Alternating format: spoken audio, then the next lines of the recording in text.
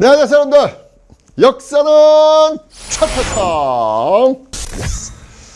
자, 우리가 이제 1930년대 이후를 한번 들어가 볼 텐데요. 일제 강점기, 그 당시 식민지 지배 정책 한번 살펴보도록 하겠습니다.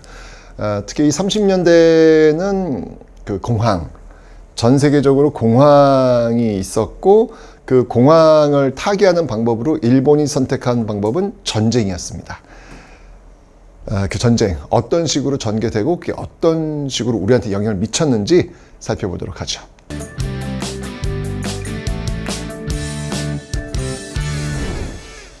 자, 여러분들 제가 지금 말씀드렸지만 대공황입니다. 1929년 대공황, 그러니까 쉽게 얘기하면 자본주의가 갑자기 그냥 망가져 버리는 그런 시스템이 된 것이죠. 그러니까 수요와 공급의 법칙이 어그러지는 그런 일이 벌어진 겁니다. 미국 같은 경우는 이 경우를, 왜냐면 뭔가 물건을 살 수 있는 사람들이 없는 거잖아요.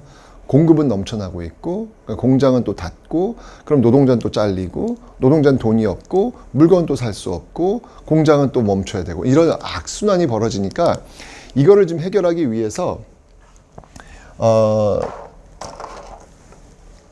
노동자들한테 돈을 꽂아주는 거예요. 예. 그래서 미국 같은 경우에는 뭐 대규모 댐 건설이라든지 이런 방식을 통해 가지고 물건을 살 수 있도록 그런 시스템을 만들었고, 유럽 같은 경우도 영국 같은 경우 식민지가 많잖아요. 그 식민지를 이렇게 묶어 가지고 서로에게 필요한 것들을 좀 이렇게 나누어 주는, 공급해 주는 어떤 그런 방식으로 극복하려 했고, 그 다음에 일본 같은 경우는 이제 그런 게 없는 거예요. 대규모 어떤 자본을 투자해가지고 댐을 만들 수 있는 기반 시설도 없고, 그리고 이렇게 식민지가 많아져 블록 경제를 할 수 있는 것도 아니고, 결국 이제 그들은 강제로 떨궈내야 되는 거예요. 초과된 공급, 물품을 강제로 떨궈내는 방식으로 선택한 건 바로 전쟁이었습니다. 그래서 1931년 만주사변, 37년 중일전쟁, 그리고 41년 태평양 전쟁, 계속 전쟁을 일으키게 되는데, 문제는 뭐냐면, 자, 보세요.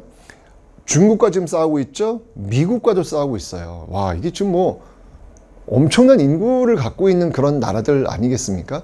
그런 나라들과 지금 양쪽으로 지금 싸우고 있다. 이거 쉽지 않은 거죠. 부족해요. 다 부족해요. 사람도 부족하고 물자도 부족하고. 그럼 그 부족한 걸 어떻게 채우느냐? 바로 조선.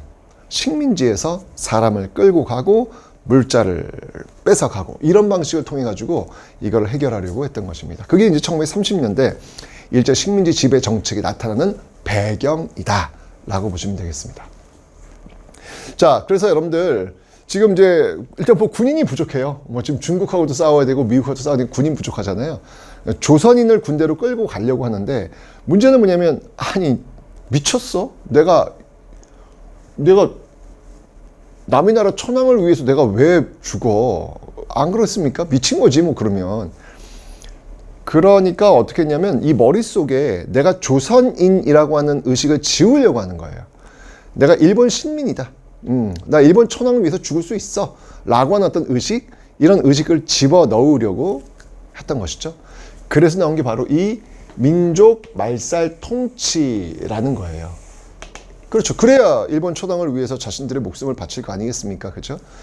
자, 이 민족 말살 통치를 위해서 무엇을 했느냐? 자, 먼저 일단 내선일체를, 사실 이 내선일체라고 하는 거는요, 본질적으로 일제가 우리를 식민지로 삼게 되면서부터 쭉 나오게 되는 어떤 그런 모습들인데, 가장 더 도드라지게 아주 내세워가지고 강조했던 그 시점이 바로 이 시기가 되겠습니다. 내선일체. 그러니까 조선하고 내지 사람들, 일본 사람들하고는 같은 몸이다라는 거죠. 급한가 봐. 이젠 같은 몸이래. 내선일체. 그 다음이 황국신민화. 네, 우리는 천황의 신민입니다 라고 하는 것들을 지금 보여주고 있죠. 이런 것들은 모두 다 이 전쟁에 동원하기 위한 어떤 그런 수단이었다라는 얘기입니다. 그래서 이 황국신민화 정책을 하기 위해서 뭘 했냐면은, 나는 천황의 신민입니다. 이런 거 이제 외우는 게 있어요. 그래서 황국신민서사. 황국신민서사, 이거를 암기하도록 했었죠. 그 다음에 궁성요배. 궁성요배는 뭐냐면, 이제 사이렌이 울리면 천왕이 있는 그 동쪽을 향해서 절하도록 하는 거죠. 그리고 신사참배, 일본 신들에게 가서 절하는 거. 이런 신사참배. 그리고 이제 제일 결정적인 게 창씨 계명이죠. 이름을 바꿔버리는 거예요. 제가 최태성 아니겠습니까? 근데 제가 갑자기 나카무라 쇼지 뭐 이렇게 되는 거예요. 아니 우리 아빠 엄마가 준 이름을 내가 왜 바꿔야 돼? 아빠 엄마가 준 내 성을 왜 바꿔야 돼? 그죠? 네, 일본인으로 완전 동하기 위해서 이름부터 그리고 어떤 생활 습관부터 그리고 어떤 의식까지 모든 것들을 지금 다 바꾸어 놓아야만 전쟁에 동원되었을 때 일본 천황을 위해 죽을 수 있다라고 판단했던 겁니다. 그게 바로 1930년대 대공황을 수습하기 위해서 일제가 선택했던 바로 전쟁. 그 전쟁을 해결하기 위한 방식. 이게 바로 조선 식민지 지배정책, 바로 민족 말살 통치 형태로 나타나게 되더라라는 얘기입니다. 참고로 말씀드리면 여러분들 일제강점기 식민지 지배정책은 시험 문제에 반드시 나온다라고 설명을 드렸는데요. 어느 부분이 제일 시험이 많이 나오냐면 1930년대 이 부분이 제일 시험이 많이 나와요. 그 다음 두 번째가 1910년대 그리고 세 번째가 1920년대 이런 식으로 나오니까 뭐 시험에 정말 자주 나오는 부분이니까 틀리면 안 된다라고 하는 것을 다시 한번 말씀드리겠습니다. 자, 이렇게 정치적인 면에서는 이런 정책들이 있었고요. 그 다음에 경제적인 어떤 정책들을 한번 볼 텐데요. 여기서는 바로 대공황입니다. 대공황. 자, 이 대공황은 뭐냐. 이게 뭐 제가 얘기했잖아요. 대공황에 맞서가지고 이제 어떤 경제 정책들이 나왔는지. 일단 기본적으로 지금 수요와 공급이 지금 깨졌단 말이에요. 그죠? 그래서 일제는 뭘 선택했냐면, 값싼 원재료, 값싸게 그 원자재나 이런 것들을 확보하기를 원했죠. 그게 바로 남면 북양 정책이라는 거예요. 남쪽에는 면화를 키우는 거예요. 여러분 면제품 알죠? 여러분 속옷 면제품. 그럼 면화를 키우는 것이고 북쪽에는 양을 키우는 거예요. 양은 여러분들 양모 어디 있습니까? 뭐 양복 같은 데도 이제 쓰이고 있고요. 그 다음에 군복. 네, 이런 데 이제 사용되는 거잖아요. 바로 이런 옷감의 원재료. 이런 것들을 확보하기 위해서 남면 북양 정책, 경제 대공황에 맞서기 위해서 남면 북양 정책을 지금 추진하고 있다라고 하는 거. 그 다음에 지금 이제 중국과 미국과 싸워야 될 거 아니에요. 군수 물자가 많이 필요할 거 아니야. 공장들을 만들어야 되겠죠. 그래서 병참 기지화 정책. 네, 여기를 이제 말 그대로 특히 이제 지금의 이제 북한 지역이죠. 여기다가 이제 그 공장들을 많이 세워요. 군수 공장들을 전쟁을 수행하기 위한 그런 병참 기지화 정책들을 추진하고 있더라. 자, 그러면서 나온 게 뭐였냐면 바로 1938년도에 나왔던 국가총동원법이라는 거예요. 그러니까 37년도 중일전쟁을 일으키고 그 다음에 국가총동원법이라는 것을 만들고 있다. 여러분들 총동원하는 거예요. 이게 이제 상위법이에요. 상위법. 이건 여러분들 뭐 여러분 표현대로 빼박이에요. 이건 상위법의 개념이기 때문에 이거는 이런 법 없었다라고 얘기할 수가 없는 거예요. 이건 그냥 나와 있는 거예요. 국가총동원법. 이건 일본이건 조선이건 같이 적용된 그런 법입니다. 전쟁이니까 지금 부족한 거야. 그러면서 국가총동원법. 전체 국가에 있는 모든 것을 총동원할 수 있는 법을 만든 거예요. 전쟁을 수행하기 위해서 얼마나 무서운 법입니까? 총동원의 주체가 국가고 국가를 위해서 총동원할 수 있다는 거 아니겠습니까? 이런 어떤 분위기가 나와버리면 한 개인의 외침, 한 개인의 자유, 한 개인의 인권 이런 거는요. 야, 국가가 지금 어려운데 국가가 필요하다는데 라고 하면서 그냥 묻혀질 가능성이 높죠. 그러니까 여러분들 이런 과정 속에서 사람 끌고 가는 거예요. 위안부가 그래서 나오는 거예요. 여러분들 위안부 자료 없다. 그런 근거 없다. 그렇겠죠. 당연히 다 태워버렸겠죠.